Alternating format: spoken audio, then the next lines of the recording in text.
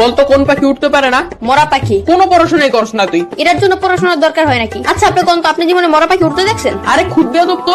এই তোর নাম কি? কথা গুরান কে মরা পাখি উঠতে পারে? এই তুই থাকুস কই? আমার বাসায় থাকি। বদমাইশ, তোর বাসা কই এটা জিজ্ঞাসি। না আপনি জিজ্ঞেসেন আমি কই থাকি। আজব তো, এবার কত তোর বাসা কই? আরে আমি যেখানে থাকি ওই জায়গায় আমার বাসা। তোর কিন্তু আমি মাইর দিমু। পড়া তো পারস না, আবার তেরামি করস। কেন কোন পড়া পারিনি আমি? ওইদিন তোর একটা অঙ্ক জিজ্ঞাসিলাম, পারস নাই। কোন অঙ্ক পারি নাই? ধরেন এখন ধর তোর কাছে 20 টাকা আছে, তুই 10 টাকা তোর বন্ধুরে দিলি, তোর কাছে কয় টাকা থাকে? আপনি অঙ্ক বাদ দেন, আমি কি এতই বললাম যে 10 টাকা দিয়া দিমু? এই যে কোথায় কোথায় বেয়াদবি করস। এত সহজ অঙ্ক ধরলাম তাও পারস না। কি পড়স তুই? শার্ট পরি, প্যান্ট পরি, গেঞ্জি পরি, জুতা পরি। ওই স্যার করতে হইব না, মাথায় জ্ঞান বুদ্ধি বলতে কিছু নাই তোর। আপনার চেয়ে বেশি আছে। আবার তেরামি করস। তার আমি কি? আপনি আমার বুদ্ধি পরীক্ষা করে দেখেন। তাইলে ক, সমুদ্রের মাঝখানে একটা লেবু গাছ থাকলে তুই লেবু কেমনে আনবি? বাজার থেকে কিনে আনবো। আর আমি বুঝাইতে চাইতেছি যে ওই গাছ থেকে লেবু কেমনে আনবি। ডানা দিয়ে উইরা উইরা। তোর তো ডানাই নাই, ডানা কি তোর বাপে লাগাইবো? সমুদ্রের মাঝখানে লেবু গাছকে তোর বাপে লাগাইবো?